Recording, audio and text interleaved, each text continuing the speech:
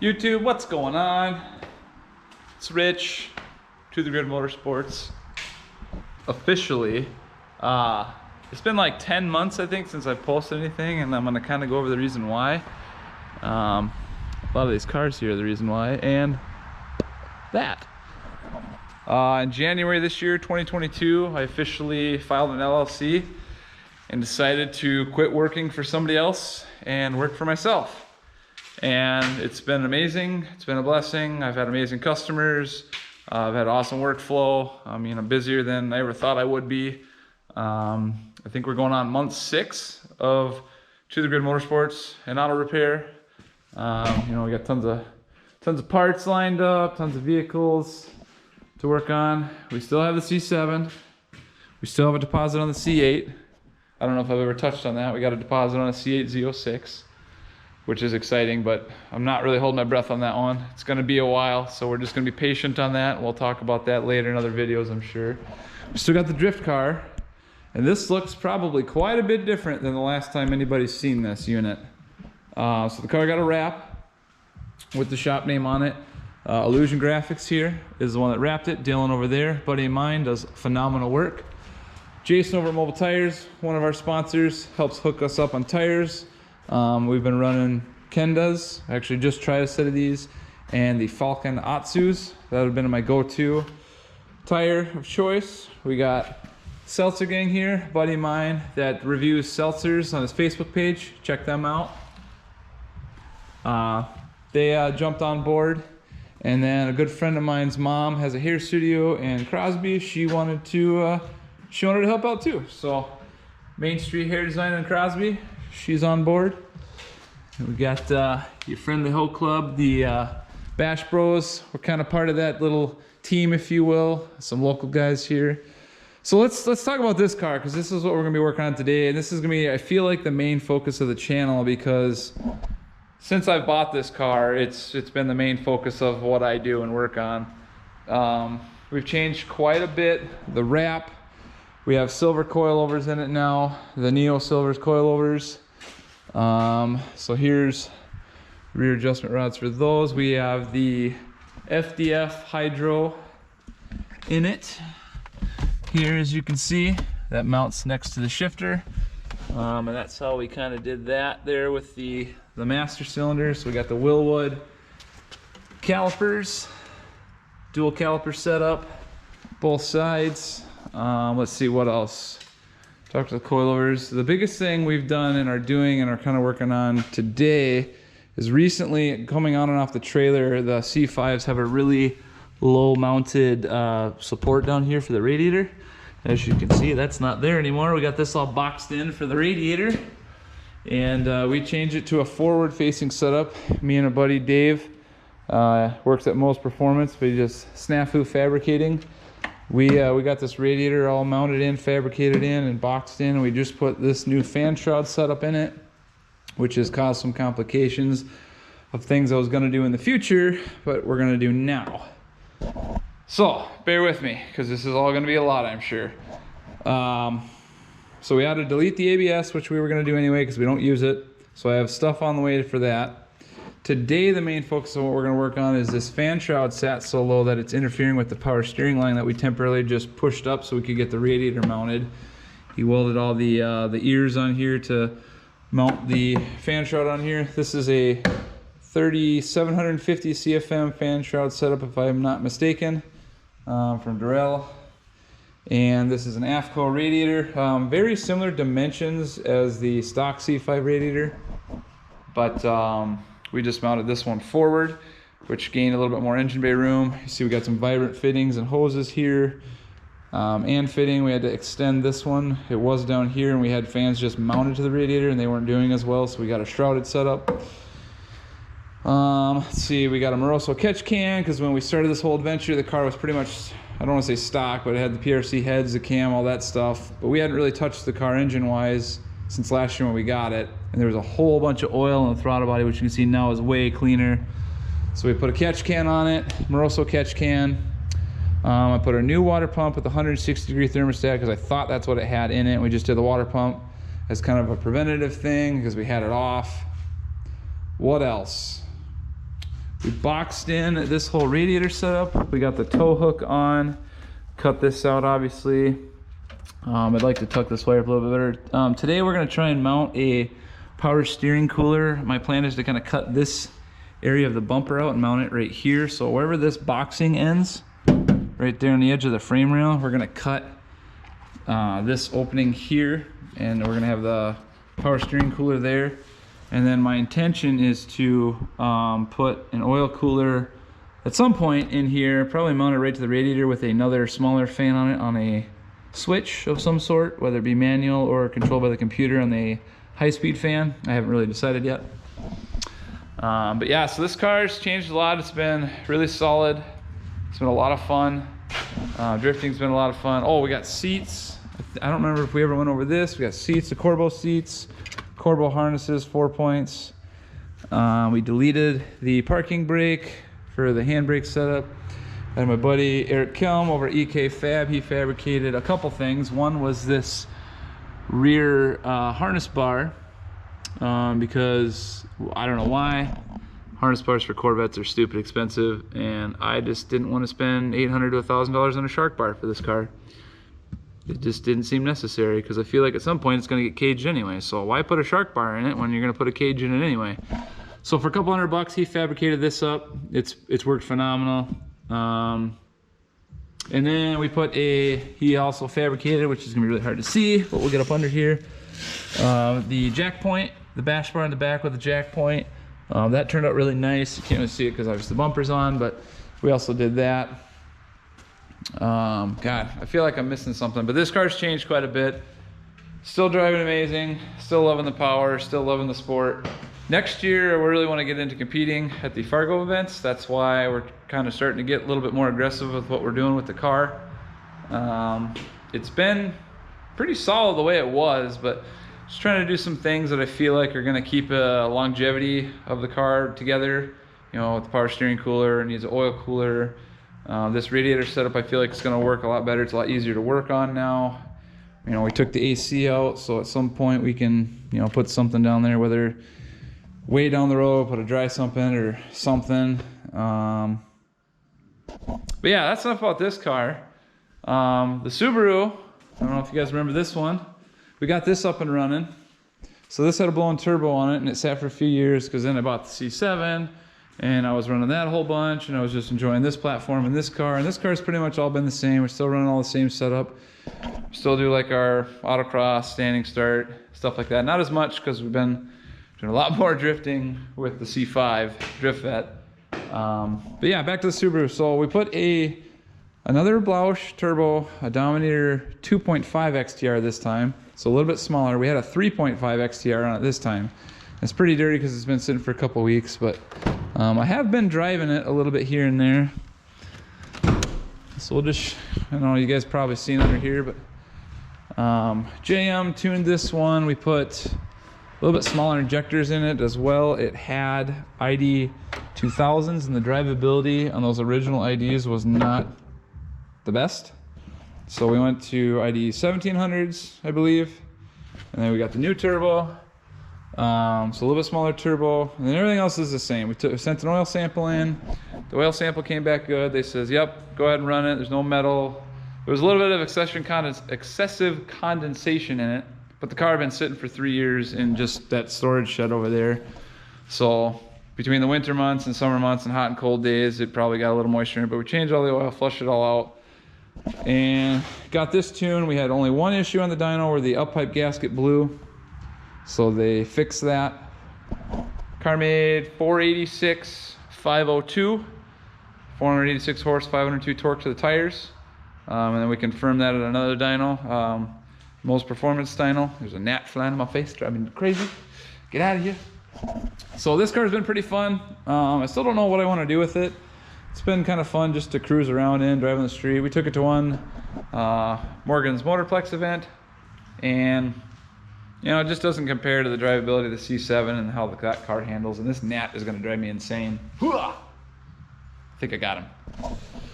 But yeah, so we still got the STI. I really had thoughts about selling this car, but I don't know. I've had it for like 15 years now, so it's kind of just part of me. Everybody knows me and knows this car. I shouldn't say everybody, but a lot of people, a lot of local people at the track and stuff. And then the C7 we've been running still.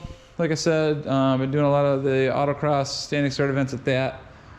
We did street machines as well, down in Minneapolis, and I don't remember the placement. That was all months ago. It's like September, towards the end of the race season this year.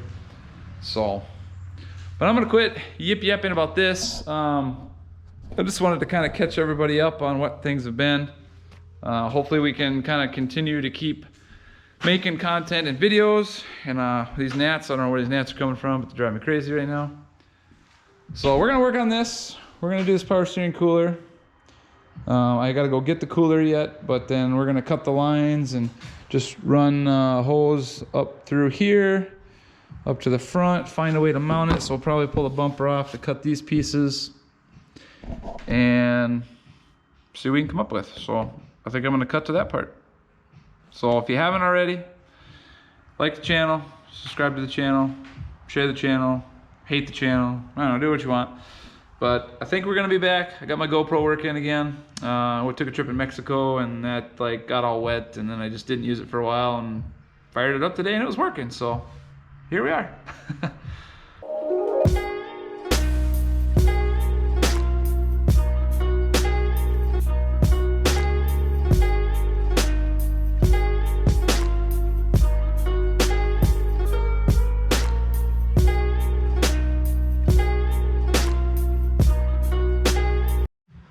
All right, so we got the front bumper off, and I wanted to kind of show you guys here real quick what this ducting looks like. Here's the tow hook on the factory front crash support here. And so this ducting, we just took some aluminum and we put riv nuts to go into the bottom part of the front of the bumper. And then on the back side, we drilled and tapped. There's like 3 round spots in the cradle that look just like this. So we drilled and tapped those for these bolts, and then we fabricated up this like side piece here. I mean, it's not perfect, but I think for the limited resources I have for fabricating stuff and some help from my buddy Dave, in a couple days we ducted that up, and it's got to be doing something, because I mean this thing pushes all the air right towards the radiator. So, and then we got a little bit of extraction here at the bottom for like if sand gets in there or tire debris or anything else. So, but yeah, so that's what that looks like. And you can see the other side, it's all nice and flat bottomed. It comes off with 1, 2, 3, 4, 5, 6, 7, 8, 9, 10, 12 bolts holding this in. The whole thing will come out. We got 2 bolts on the side, 3 bolts in the back, and then 2 bolts on the other side. And then this whole piece will come off. So that makes it pretty easy. And you can take it off with the bumper on the car too. We've done that before. So there's that, in case you guys were wondering that.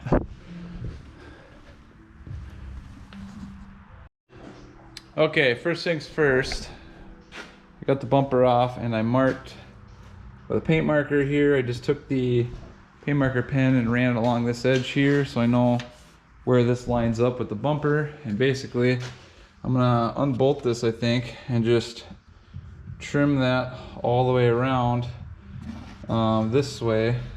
I might not even have to take it off, I don't know, we'll see. Take a buzzsaw or whatever, just so this can come right to, you know, thinking about this again, I think I'm gonna put the oil cooler on this side and the power steering one like over here.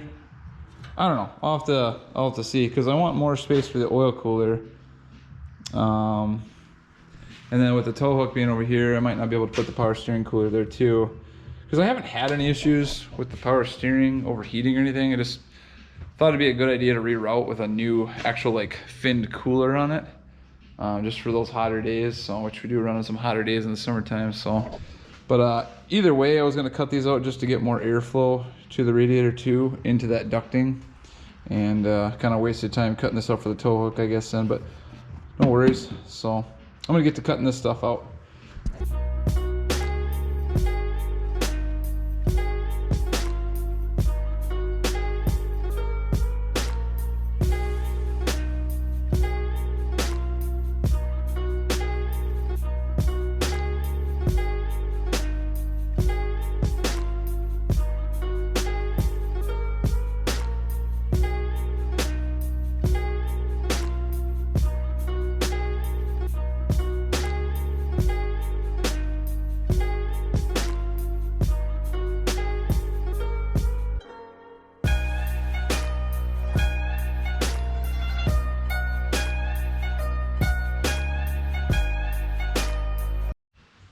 Man, if I got $1 for every time that camera fell over doing that, I'd have like $5.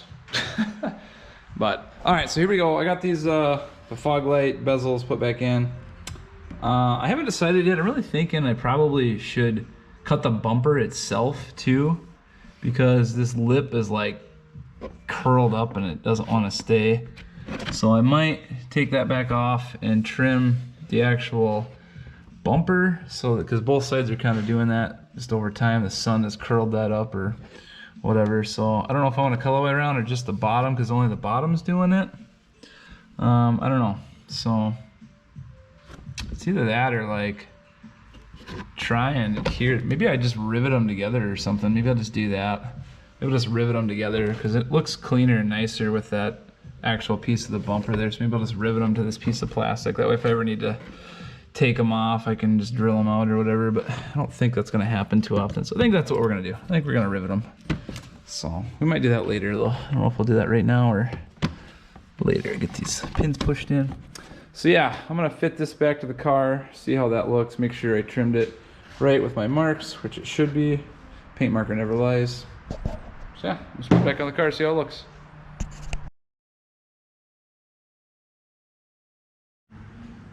All right, bumper back on. And now you can see that once we rivet this together, and we got it like right even with our ducting here.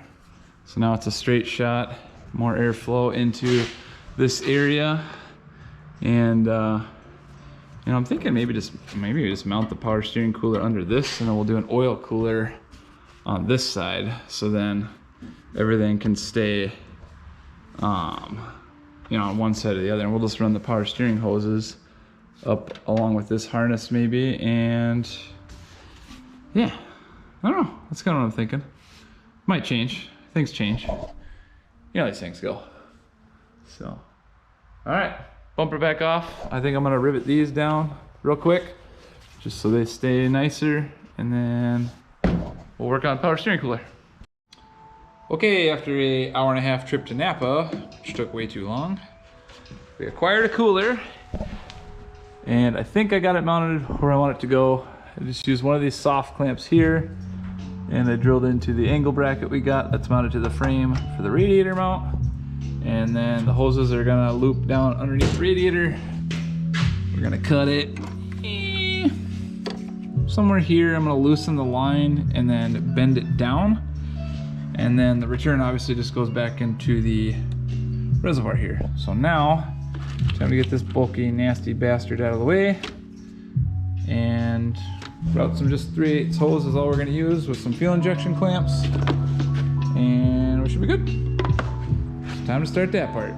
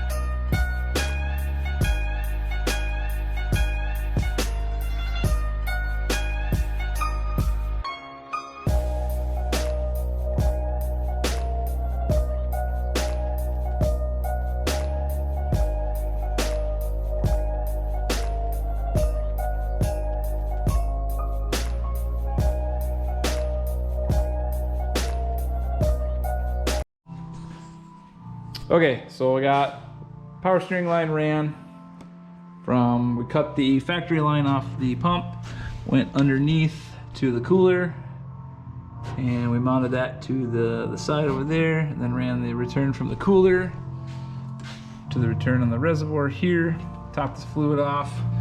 We haven't burped the cooling system yet, put a new water pump. We redid the bungs on the fan, all that stuff. So we got some water wetter and some coolant in there now. I temporarily wired the fans up to get connectors for that. And we're fired up, see what it does.